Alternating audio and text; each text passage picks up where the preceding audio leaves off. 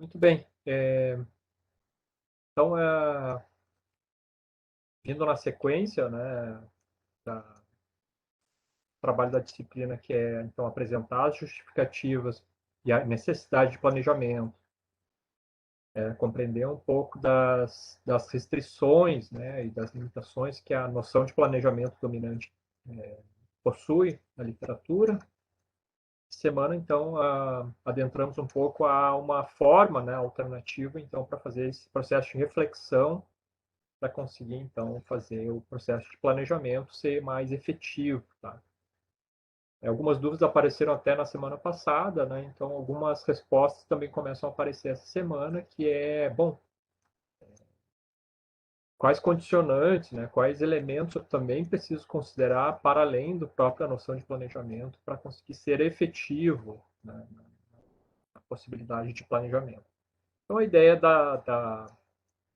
do texto dessa semana e da tarefa dessa semana é justamente prover, tá, uma alternativa para fazer a reflexão do planejamento e quais são os elementos centrais para isso. Tá?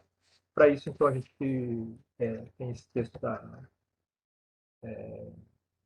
sendo uma tradução livre, né, que é lidando com a incerteza no planejamento. Tá? Então, uma proposta para fazer, então, esse processo de instrumentalizar um pouco o processo de reflexão para o processo de planejamento. Tá? Eu vou fazer um compartilhamento de uma apresentação agora, tá? Esse material também vai estar disponível para vocês. Bem, se agora.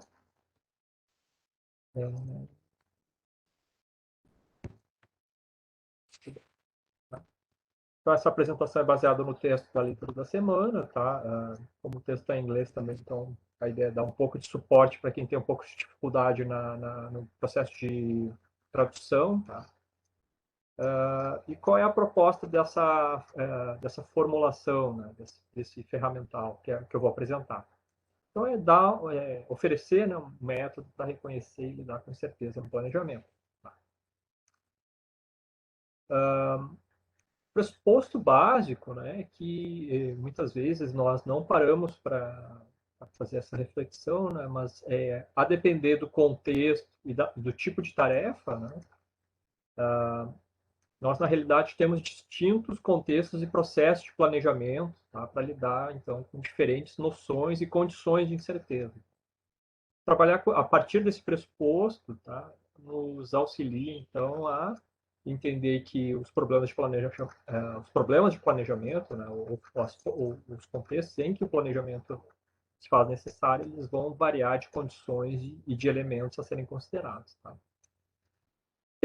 Entendendo isso, nós temos então condições de perceber e nos mobilizar para que tenhamos então abordagens adequadas para o contexto que trabalhamos. Tá? Basicamente, então, são duas dimensões que são trabalhadas, tá? A representação, vamos dizer assim, um pouco mais didática, né, para essa formulação, tá? A gente vai trabalhar com isso. Basicamente, então, são 4 quadrantes para se trabalhar, com base nessa proposta. Uma vertical, né, onde, então, está traduzido como tecnologia, então, é onde se trabalha o meio, tá? Pelo qual, então, as ações devem ser planejadas, se elas são conhecidas ou desconhecidas, ou seja, temos a tecnologia, temos os meios necessários para fazer cumprir um determinado objetivo de planejamento, de planejar as ações, e a dimensão horizontal, então, vai falar então sobre os objetivos, a finalidade, se elas são acordadas, ou seja, elas são conjuntas e compartilhadas, ou se elas não são acordadas. Ou seja, que os objetivos não são compartilhados e que eventualmente há uma disputa e desentendimento com relação a isso. Tá? Então, elas vão trabalhar nessas duas dimensões que estão apresentadas aqui e que a gente, então, vai começar a tratar um pouco mais pormenorizado. Tá? Então, qual é o quadrante A? Tá? É a tecnologia conhecida e a finalidade acordada. Ou seja, esse é o contexto onde muitas vezes almejamos trabalhar, né?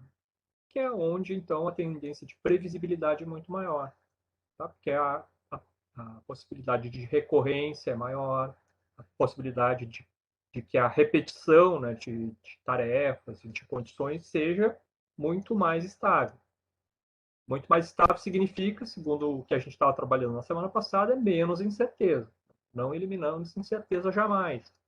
Simplesmente há uma possibilidade maior, né, de expectativa com relação ao que deve ocorrer. Tá? Nesses casos, então, a prescrição de procedimentos é muito mais efetiva. E também é propício, né, trabalhar com rotina e padronização, porque a expectativa é que ela se repita. Tá?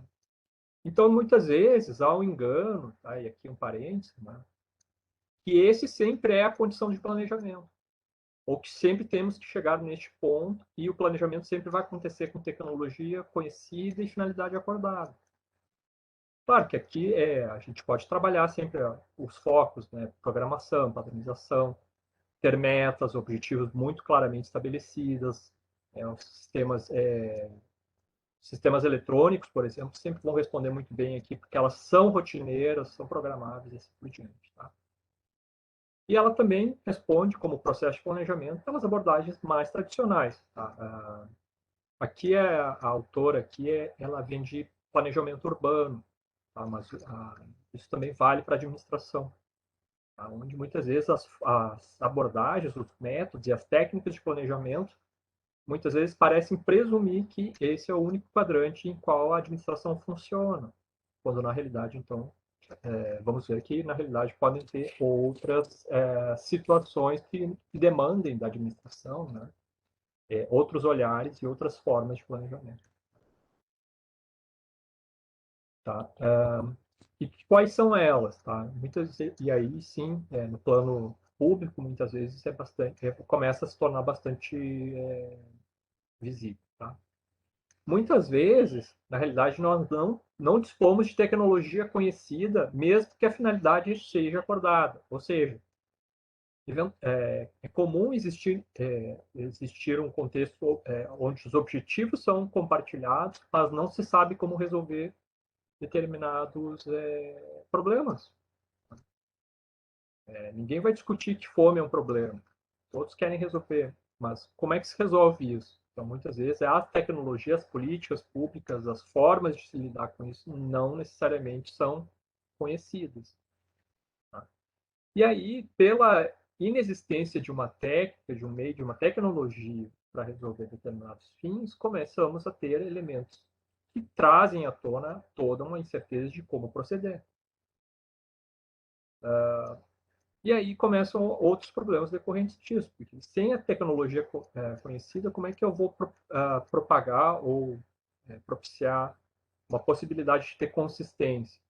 Como é que eu vou ter metas, objetivos de eficiência e efetividade se eu não sei como lidar com uma situação específica? Tá? E isso vai acabar moldando o processo de planejamento. Tá? E muitas vezes, então, aí o texto aborda isso de uma forma pormenorizada, muitas vezes, então, a o processo de planejamento vai trabalhar muito numa lógica incremental, né?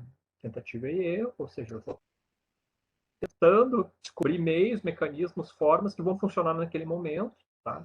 A experimentação vai ajustar, ajuste, tenho uma ideia, tento fazer, erro, aprendo, vou tentar de novo, tá? Para tentar ter alguma solução. Em outros casos também é propício, né, o processo de planejamento, tentativa de inovação, então investir em alternativo, aonde então a geração de conhecimento pode trazer então algum tipo de inovação para resolver determinado problema e na inovação de, eventualmente construir uma tecnologia nova, um meio novo para resolver aquele problema. Tá? Então esse aqui é basicamente o que responde vamos dizer assim, ao quadrante B. Mas nem sempre, então, a finalidade é acordada. E aí também, então, adensamos as questões condições, né, o contexto de planejamento para mais alguns detalhes. Então, quais são algumas características desse quadrante, onde muitas vezes nós temos tecnologia para resolver determinados problemas são conhecidos, ou pelo menos há possibilidade de resolver alguns problemas, mas a finalidade nem sempre é acordada. Então, quais são as características contextuais? Tá? Existem formas de resolver os problemas, tá? Só que há um desacordo em como esses conflitos, e há conflito, na realidade, como elas devem ser, quais são os objetivos a se cumprir. Ah, mas isso não pode acontecer. Não vamos discutir com a realidade. Essas questões acontecem, tá? Até um exemplo bem singelo era home office. Tecnologia para trabalhar em casa sempre existiu. Sempre existiu, não, desculpa. Existia antes da pandemia. A transição para home office foi mais rápido porque a tecnologia estava disponível. Mas a ideia de deixar as pessoas trabalhando em casa não necessariamente era uma finalidade acordada. Pensemos nisso, e vários outros exemplos surgem a partir desse pensamento. Existem formas de resolver alguns problemas, mas não necessariamente há acordo com relação à finalidade. Eventualmente, também, algumas tecnologias, as formas de lidar com os problemas, os meios, precisam ser adaptados.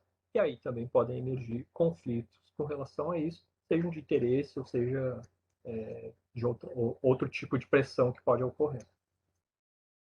E a existência também de múltiplos interesses e finalidades, evidentemente, dificulta, né, impossibilita também ter aquele quadrante A como sendo o cenário de base, né, para ter meta, ter análise de resultados consistente, porque, bom, pode até ter a técnica, mas se não há acordo com relação ao objetivo, à finalidade a ser perseguida, é difícil de realmente ter algum tipo de processo mais estável de mensuração. E o que acontece com o processo de planejamento quando estamos nesse quadrante? Ou ao menos para que ele opere como forma de organizar as atividades. Primeiro, é necessário ter uma forma, né, de acomodação das múltiplas finalidades conflitantes para que ele se enquadre que as tecnologias, os meios existentes, para começar a efetivamente planejar as ações e tentar conduzir. E isso vai fazer com que o foco surja muito na capacidade de negociação e barganha. Então, promover, por exemplo, processos participativos, onde os conflitos de finalidade possam ser ao menos negociados, diminuídas. A participação, por um lado, vai fazer emergir as questões conflitivas, os elementos de conflito, ao mesmo tempo que, eventualmente, vão possibilitar, em alguns casos, a possibilidade de pactuação. Então, algum meio termo ou os lados cedem em algumas questões para avançar. Tá? Mas vocês já vejam que é uma forma absolutamente distinta de lidar, por exemplo, com questões como padronização. Padronização passa longe aqui de um foco, né, administrativo a ser almejado ou perseguido. Certo?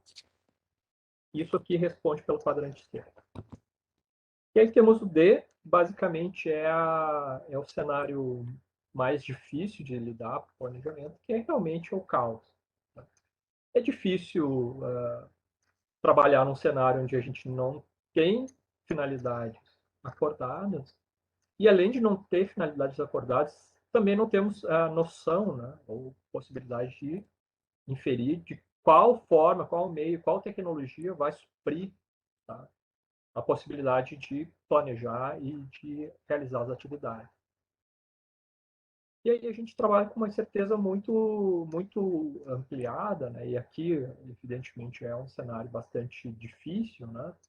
Porque os múltiplos objetivos vão começar a, a, a dificultar o processo de comunicação, a inexistência de tecnologias vão fazer com que a possibilidade de ações de toda a ordem mais oportunística surjam e assim por diante.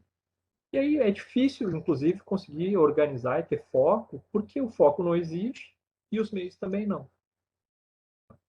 E aí, como é que eu saio dessa arapuca? Bom, aí realmente é o âmago da questão, que esse aqui é um cenário muito extremo, mas não podemos deixar de considerar que ele existe. Tá? Tanto é que ele ocorreu não faz muito tempo. Por exemplo, no caso da pandemia, onde esses elementos surgem, né? De forma bastante clara e objetiva. E o que isso interfere também no processo de planejamento, que é o outro foco central de fazer essa reflexão dessa condicionante, desse contexto de planejamento.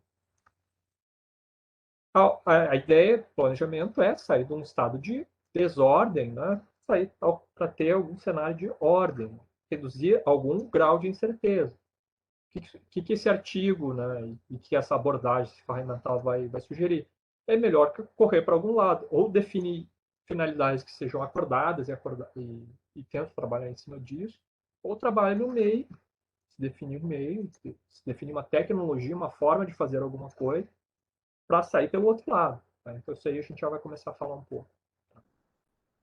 E o que aparece aqui como sendo algumas evidências que aparecem na literatura com relação a como sai disso daqui. Por um lado, então, o foco assim, na literatura de liderança, né? Ou seja, alguém, tá?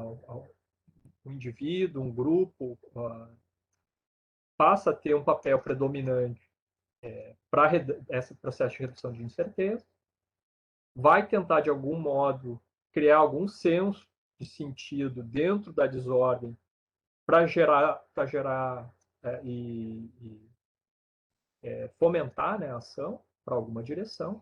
Tá? Então, na medida que for definida a direção, vai se diminuir discussão com relação a finalidades.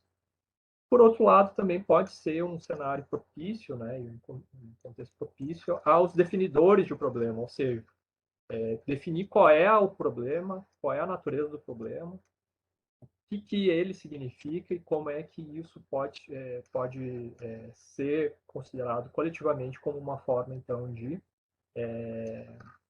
começar a resolver algo. Tá? Então, quem descobre os problemas começa a endereçar o que deve ser atacado e, a partir daí, também consegue, eventualmente, articular as ações coletivas de algum modo que comece a convergir as ações e que se permita, né, que o planejamento tenha algum tipo de êxito na construção de algum tipo de ordem ou organização. Tá? Então, esse basicamente é o desenho dos quadrantes, né, e suas implicações para o processo de planejamento. Tá? Quais são as implicações de trabalhar com essa lógica aqui de reflexão? O primeiro ponto, então, ter a noção, né, que a natureza da incerteza vai mudar de acordo com o contexto que se está trabalhando.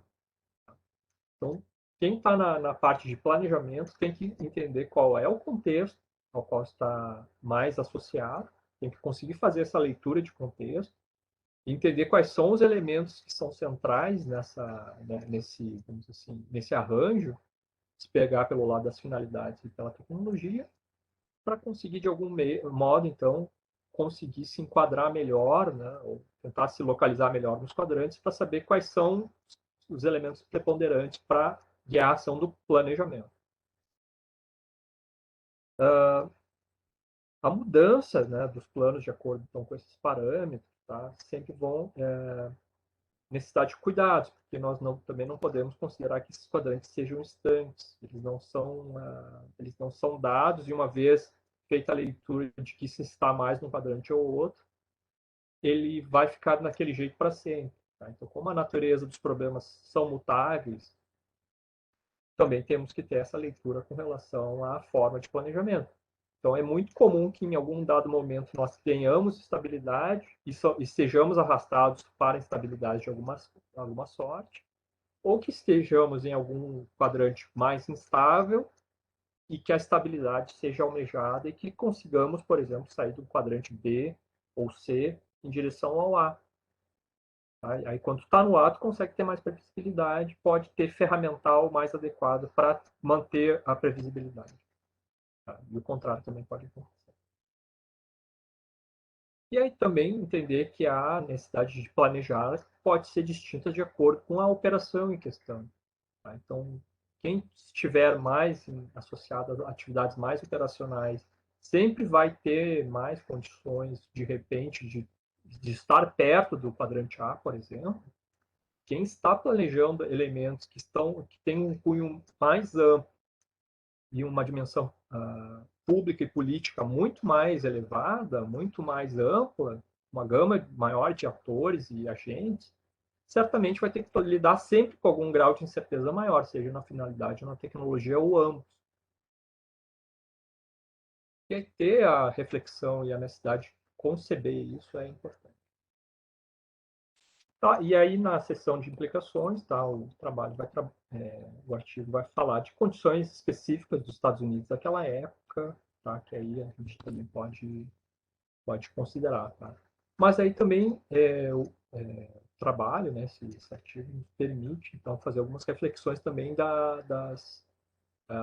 dos equívocos que muitas vezes, na hora de fazer essa leitura de contexto, muitas vezes elas também podem nos guiar a erros, né? Equívocos de leitura. Aí foi dito aqui como uma leitura de consenso prematuro, né? Onde então se deduz, né, que há um consenso em finalidades quando isso na realidade ainda não ocorreu, por fazer uma ou duas reuniões e as pessoas disseram, não, eu estou de acordo, presumir que isso é verdade, muitas vezes não é. Tá? E muitas vezes a programação prematura, que entender, né, que a tecnologia já está dominada, que os meios já estão dominados, as formas sociais de fazer alguma determinada ação já estão dominadas, quando na realidade não estão. E aí se parte por uma programação, se parte por uma padronização acelerada, e isso vai gerar o que então é chamado de programação prematura. Aqui também vai acabar gerando outros problemas com relação a esses resultados. Tá? Na hora do planejar, vai ter dissonância com relação na hora da ação. E aqui é basicamente, então, termina o artigo, e aqui eu vou dar outras implicações desse artigo, que não estão tão bem delineados, tá? Eles vão desembocar aqui, eu já vou voltar, tá? Mas, há outras implicações que são sempre importantes, né? Se ter em mente com relação a planejamento, tá? Ou usando esse ferramental. Então, primeiro, reforçar, né, a necessidade de reconhecer que existem diversos atores, tá? E que há potencial sempre, né, de existência de conflito. Tá?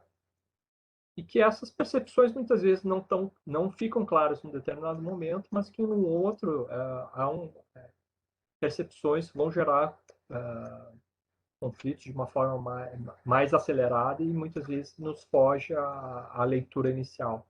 Então, entender que as diferentes pessoas e as diferentes leituras sempre vão existir, e isso sempre vai ser também, né, uma fonte de incerteza. Então, o outro problema ali, a gente já tratou agora, sempre um risco de presumir que as coisas são dadas, tá? E aí, a partir de pressupostos equivocados. Então, presumir determinadas condicionantes de um contexto e considerá-las imutáveis sempre pode nos conduzir a erros ou equívocos de leitura. Tá? E aí também é entender que, principalmente partindo da primeiro item, tá? Que é também possível, tá? A existência de tensionamentos propositais ou não, não importa, tá? Aonde então esses tensionamentos, tá, vão condicionar também a mudança das condicionantes políticas e organizacionais, tá? Que elas vão gerar instabilidades, tá? Então aqui está escrito aqui A e B, C e D e tal, que eu vou tentar explicar por aqui, tá? Então muitas vezes nós estamos em um cenário de estabilidade, pode se tensionar aqui, bom, tudo bem, mas eu não concordo com as finalidades de um determinado órgão, de uma determinada atividade, enfim, de qualquer elemento que faz parte de algo que, a priori, a finalidade é acordada, mas está sendo questionado. Também se pode trabalhar numa noção de tensionamento com relação aos meios. Então, existe uma forma de lidar com um determinado assunto. Eu disse, não, eu concordo com a finalidade, porém não concordo com a forma como isso é conduzido. Isso também pode gerar o tensionamento, de novo, esse tensionamento pode ser premeditado ou não, não importa, tá? Mas esse também vai ser uma forma de questionar os meios pelos quais determinadas questões são tratadas. E aí vai discutir a própria natureza da tecnologia, da forma como as coisas são feitas. Então, esses dois tipos de tensionamentos sempre vão, sempre não, eles podem acontecer, podem ocorrer, e também é necessário para o planejador, a quem está na posição de planejar as ações, fazer planos formais ou não importa também, tá? Mas planejamento no geral, e conseguir fazer a leitura desses processos conflitivos, porque eles também são geradores de incerteza. Tá? Então, elas podem aquecer cada vez mais. Eu coloquei aqui, isso aqui não está no texto, tá? É importante frisar, tá? Eles vão acabar criando essas zonas de conflito, tá? Que aí é quando realmente, no processo de organizar, esses conflitos podem surgir e isso tem que ser considerado e tem que ser reconhecido por quem está fazendo o planejamento. E aqui só uma última sinalização, né? É muito difícil a gente sair de quadrante A para D direto e de B e C direto, né? Fazer as transversais aqui, enfim, o lado A para o D, ou do D para o A, é muito difícil, é muito menos provável também. Assim como o lado B para o C e do C para o B é muito menos provável. Sempre a transição por essa abordagem é mais provável. Tá? Não é impossível que aconteçam também, tá? Mas é mais improvável. Tá? Então, esse é um panorama geral do artigo, desse ferramental. Tá? Ela dá mais ou menos a base aqui para a gente poder discutir o texto e tirar e ver eventuais dúvidas com relação ao texto. Tá? Então, esse material já vai ficar disponível para vocês dentro em breve, tá? Deixa eu terminar o compartilhamento aqui. Tá? Então, isso aqui é o material que vai estar disponível para vocês. Ele é complementar ao texto, basicamente está apresentando alguns elementos do texto de outra maneira, tá? E o resto aqui da sessão é para tirar todas as dúvidas que vocês eventualmente têm com relação a esse texto ou outros conteúdos que forem pertinentes à disciplina. Tá bem? Bom, ótimo. Então, vamos lá. Professor, Oi. eu já avisei o pessoal que já coloquei o material no Moodle, então já está disponível. Mas aqui no nosso chat não teve nenhuma pergunta por enquanto, então é a partir de agora. Tá bom. Estou à disposição. Vamos lá.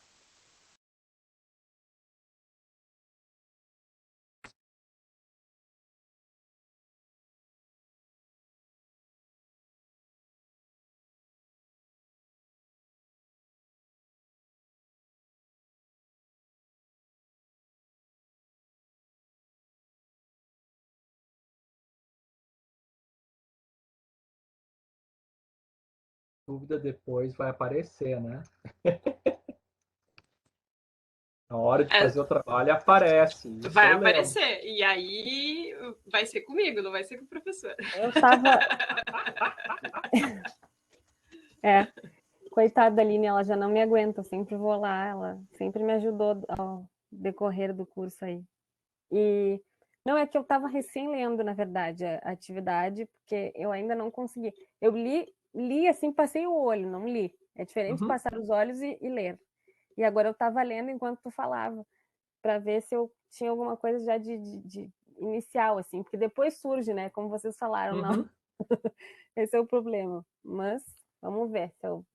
É porque parece simples, tá? Mas Não. quando a gente vai para o nível dos detalhamentos, que efetivamente as perguntas vão aparecer.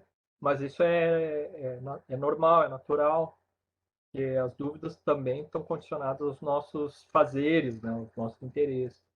Tá? Então isso é comum, tá? É só para deixar claro também, assim, que parece fácil, mas na hora de começar a ver os condicionantes, mas vem para cá ou vai para lá, mas tem uma coisa que é assim e outra coisa é assado. Principalmente quando a gente fala de planejamento de política de combate à Covid num país que praticamente não planejou direito. Não, mas é justamente esse É a é intenção, o a provocação. exercício, exato, porque, bom, gosto ou não gosto é secundário, tá? É para quem é profissional da Claro, área. claro. Aí nós temos que entender quais são os elementos que nos permitem Uhum. extrair, né, de um contexto específico, condições, né, para efetivamente entender o que está acontecendo. E se está acontecendo um determinado elemento, por exemplo, mais conflitivo, eu tenho que entender a natureza do conflito. Entender aqui, como planejador do campo público, isso é fundamental. E aí Como agente público, claro. a gente pontua assim com base nos acontecimentos que vier, a gente for se recordando assim, e Sim, pontua como que poderia, faz uma proposição. No caso é mais leitura, tá? É porque assim, o artigo ele vai falar muito mais, é como se fosse assim, daqui para frente. Tá? Sim. Tá. Você está planejando, como é que se faz isso considerando os diferentes contextos e, no caso, estilos, né, de planejamento. O exercício aqui é um pouco o contrário, né? Um processo, a gente fala como é que é? O dizer técnico aqui é ex post facto, né? Depois do acontecido, a gente está fazendo uma leitura posterior à ação. Então, é um olhar retrospectivo. Tá? Então, você está olhando uma política e a forma como ele ocorreu. Né? Então, você está olhando para trás e tentando dar, bom, o que aconteceu, né? Onde Claro que foram esse exercício... erros e acertos. Exato. Esse exercício é bom também porque a gente nunca entra em qualquer política, via de regra, né? Tá? Mesmo na pandemia, mesmo não tendo políticas, práticas específicas para o planejamento de pandemia, que era uma lacuna, talvez daqui a 100 anos volte a ser, né? Não sabemos. Mas também não quer dizer que não tinha nenhuma experiência pregressa para nada de vacinação. Nós temos experiência, produção de vacina se tinha na parte operacional, que até que saiu em menos de um ano, assim por diante. Então, assim, também não é a gente sai do zero. Então, sempre que se olhar retrospectivo também valioso, né, para entender os processos de planejamento que foram preponderantes sob a ótica desse olhar, né?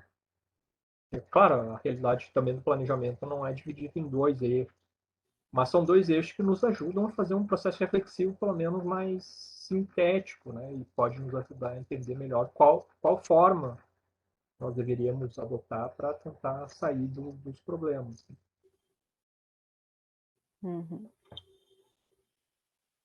E óbvio, né? A pandemia é prato cheio para essa equipe, porque ele transitou, né? Na realidade, isso basicamente, eu acho que também é um fato, né? E transitou rápido, e voltou, etc. Então, permite uma reflexão bem interessante.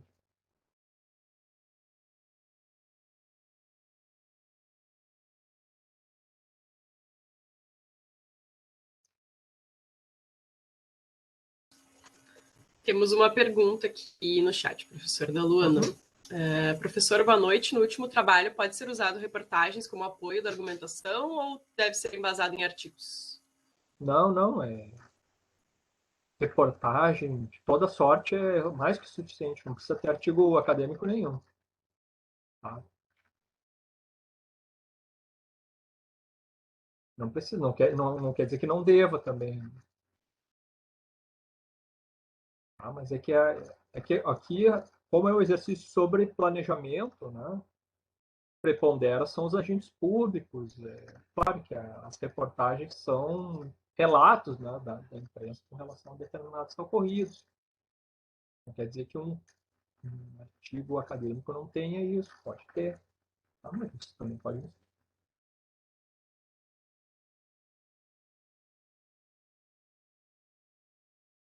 tem até documentos sobre os planos de vacinação, até tem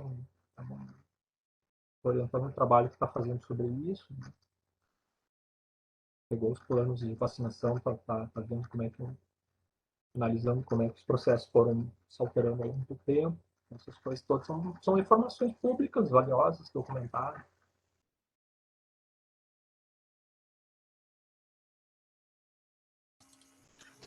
Ela deu continuidade aqui, falou que achou reportagens bem interessantes e pergunta se tem que ser sobre a gestão de saúde pública.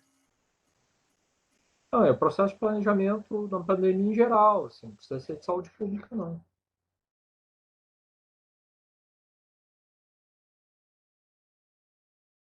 Aí ela fala que pergunta porque a Covid afetou outras áreas sociais também, né? Mas não precisa entrar em muito detalhamento também, assim, acho que a ideia é tentar ver uma abordagem mais geral, assim.